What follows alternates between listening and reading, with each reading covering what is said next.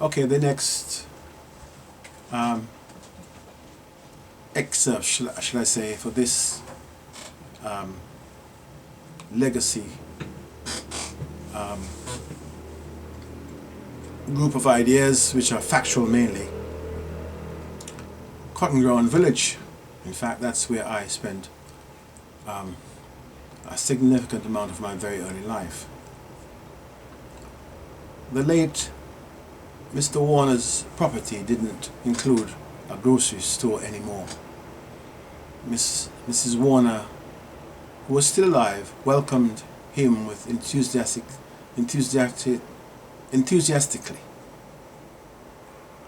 when he made a brief stop. Walking on downhill at the bottom, a two-story house, and the owner, occupier, is a retired nurse. His next-door neighbor, during his early years growing up in Cotton Ground Village, Nevis. As a youth in the Eastern Caribbean, he could easily recall their mutual interest, sport, in fact, specifically cricket. The retired nurse, Clifton, had memory lapses, and throughout the exchange he became downhearted.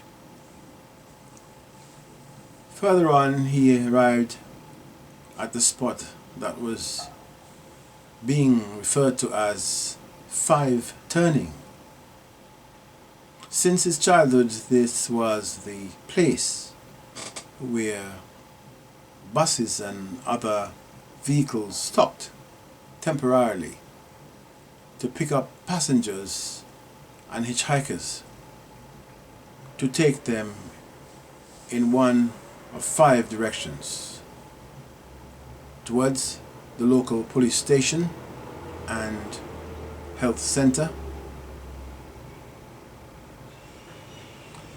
to Calhoun Estate,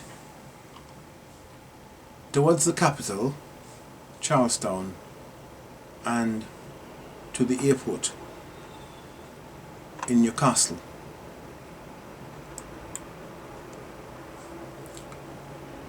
The return journey to Charlestown by bus produced flashbacks into the past.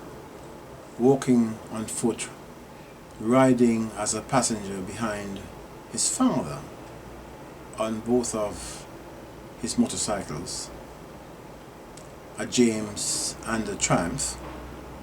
And those are the models. Going by the Anglican Church, or the Church of England Church, where he attended Mass and Sunday school, and his primary school a little further on. Let's go on to the next one, which is titled Meadville, capital Meadeville. Their accommodation at Meadville was 3-star, a small bedroom, sitting room, and annex, a tiny kitchen. From the first evening they had to use the mosquito net suspended over the double bed. The window next to the bed was the shutter type, like all the others in the room. Immediately outside were tall trees and shrubbery that house crickets. Those are insects that are quite noisy at night in that part of the world, and other loud chirping insects. At night, natural sounds dominate the hearing environment. Mosquitoes were the evening spoilers. Carlton and Sylvia, their hosts, introduced them to the locale, Charlestown, and soon they were preoccupied memorizing the names and faces of the locals. Carlton took them for short guided tours around the capital in his Suzuki Jeep and another of his automobiles rather, which he referred to as a buggy.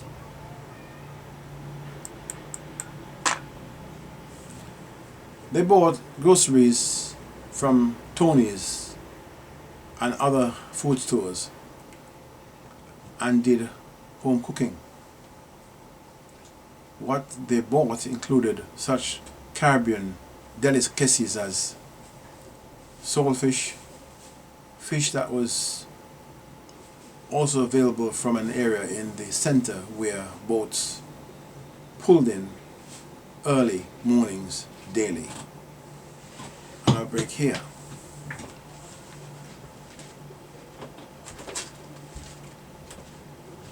Okay, I'll move on to the next one.